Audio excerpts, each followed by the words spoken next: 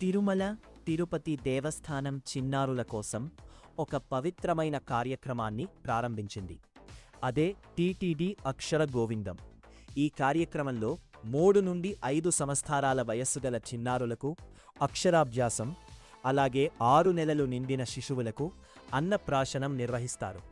ఈ కార్యక్రమం తిరుపతిలోని అలిపిరి సమీపంలో ఉన్న శ్రీ వకులమాత ఆలయంలో జరుగుతుంది. ఆన్లైన్ బుకింగ్ సౌకర్యం లేదు.